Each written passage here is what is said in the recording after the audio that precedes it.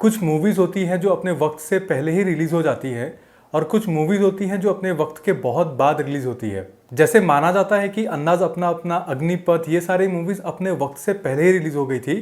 वैसे ही हम लोग बोल सकते हैं कि जानी दुश्मन एक अनोखी कहानी ये अपने वक्त से 5 साल बाद रिलीज़ हुई। कहने का मतलब यही है कि अगर ये मूवी 2002 में रिलीज़ ना होके 96, 97, 98 इस एरा में अगर रिलीज़ होती तो हम लोग इस मूवी के बारे में कुछ और ही बातें कर रहे होते। वीडियो देखते रहिए, आपको पता चल जाएगा कि मैं किस बारे में बात कर रहा हूं। और बिना कोई टाइम वेस्ट किए शुरू करते हैं गरीबों का corridor crew VFX analysis of जानी दुश्मन एक अनोखी कहानी। Stay tuned. तो सबसे पहले इस फिल्म को लेके इंटरनेट में ऑलरेडी बहुत मजाक उड़ चुका है, प्रिटेंशियस रिव्यू से लेके ओनली देसी तक। तो अगर आपको सिर्फ ह्यूमर के लिए देखना है तो आप उन वीडियोस को देख सकते हो, they are really funny. But हम लोग आज थोड़ा हटके बात करेंगे, मतलब थोड़ा एनालिसिस, थोड़ा केस स्टडी की तरह करेंगे। तो अगर आप ये वीडियो स्किप कर करके देखोगे तो आपको शायद पता ना चले, आपको कॉन्टेक्स्ट ना मिले कि मैं क्या बोलने वाला हूँ। और इस मूवी में बात करने के लिए इतना कुछ था कि मैंने इस वीडियो को 2 पार्ट में डिवाइड किया है ताकि ये एक लंबा वीडियो ना बने बल्कि 2 अलग अलग वीडियोस बने। तो अगर आप पूरा देखोगे तभी आपको ये केस स्टडी अच्छे से समझ में आएगा। और अगर आप लोग बाद में इस वीडियो को देख रहे हो तो नीचे डिस्क्रिप्शन में पार्ट 2 का भी लिंक होगा, आप लोग जाके देख सकते हो। तो शुरू करते हैं with an interview of the director. इस फिल्म में सबसे important special effects, that is the main hero of my film. उन्होंने इस इंटरव्यू में बार बार बोला है कि VFX is the key to making this movie. VFX ही सबसे बड़ा इंपॉर्टेंट चीज़ है इस मूवी में। बट फिर भी अगर आप नेम कास्टिंग में देखोगे तो VFX के लिए सिर्फ एक बंदे का नाम है, सिर्फ 1 पर्सन। ना तो कोई सुपरवाइजर, ना तो कोई कोऑर्डिनेटर, सिर्फ एक बंदे का नाम, और वो भी स्पेशल विजुअल इफेक्ट्स। और जब मैंने गोवर्धन विग्रहम सर के बारे में थोड़ा रिसर्च किया तब मुझे पता चला कि उन्होंने बाद में जाके कमीने, OMG, हैदर ऐसे मूवीज में भी काम किया है as a visual effect supervisor. So I am sure he knows what he is doing. Then what went wrong. तो जैसे फेमस दूल्हा किलिंग सीन, अगर हम लोग इस सीन को ध्यान से देखेंगे, पूरे मूवी में सिर्फ यही एक सीन है जहाँ पे प्रैक्टिकल और विजुअल इफेक्ट दोनों का इक्वली यूज हुआ है और रिफ्लेक्शंस, शैडोज, इन सब का बहुत ध्यान रखा गया है इस पूरे सीन में।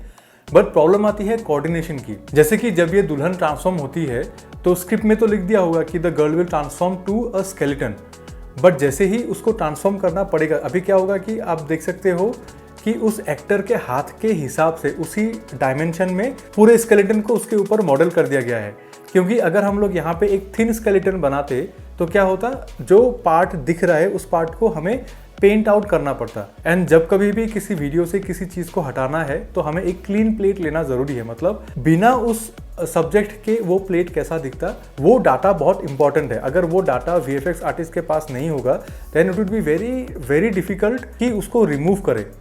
और ये अभी भी बहुत ज़्यादा डिफ़िकल्ट है, तो उस ज़माने में तो बहुत ज़्यादा डिफ़िकल्ट होता ही। सो उन्होंने क्या किया, उस लड़की के हाथ के हिसाब से स्केलेटन को थिकनेस दे दिया।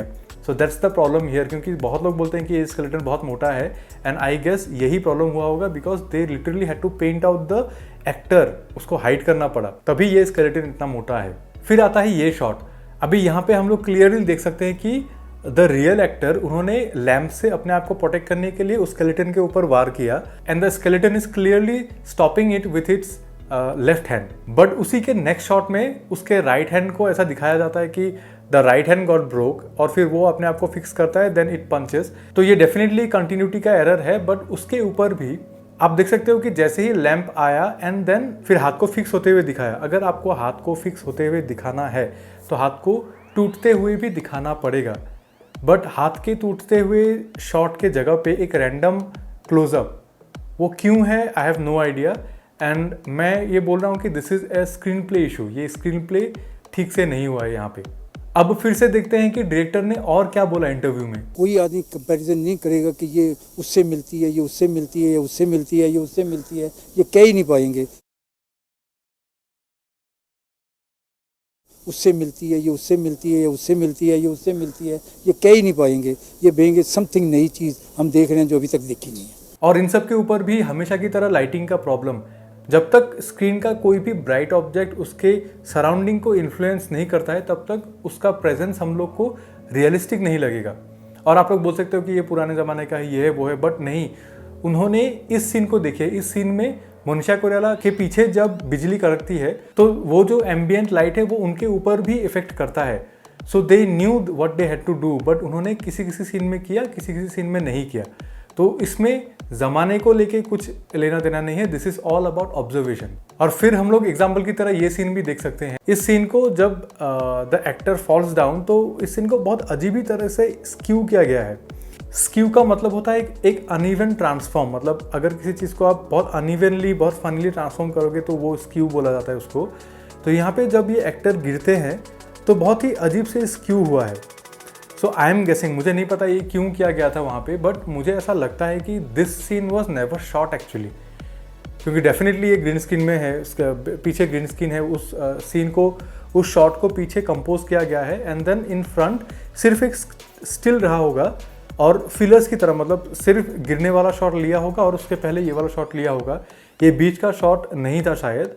तो विक्रम सर को बोला गया होगा कि हम लोग ये है, आप लोग पोस्ट में जाके इसको ठीक कर दो। तो आप बस इतना ही कर सकते हो, बिकॉज ह्यूमंस ऐसे स्टिक की तरह नहीं गिरते हैं, तो ह्यूमंस का थोड़ा मूवमेंट भी होता है, and to fake that movement they had to skew it. तो मुझे ऐसा लगता है, इट्स जस्ट माई गेस, मुझे इसके बारे में कुछ पता नहीं चला कि ये क्यों हुआ था। और इस मूवी के किसी भी सीन में, किसी भी सीन के किसी भी राइटिंग में कुछ लॉजिक है ही नहीं। आई डोंट नो, जैसे कि आप लोग देख सकते हो कि ही इज ए इच्छाधारी नाग, तो क्यों उनके मूवमेंट में रोबोटिक साउंड्स क्यों आ रहे हैं? तो यहाँ पे दिव्या, मतलब मनीषा कोइराला की आत्मा आके इन सब लोगों से बातें कर रही है, and they are all just casual, ऐसे बातें कर रहे हैं बहुत कैजुअली, कोई लॉजिक ही नहीं बनता है। बट मैंने इस सीन को पिक किया क्योंकि ये जो आत्मा वाली इफेक्ट है, ये इफेक्ट के बारे में मैंने अपने पुराने बॉलीवुड VFX वाले वीडियो पे बहुत डिटेल में बात की है, but from that era to this era, मतलब ये बहुत अच्छे से किया गया है। So I think Bollywood has come a very long way. और अब आता है वो सीन जिसे देख के 2002 में भी मैं क्रिंज करने लग गया था।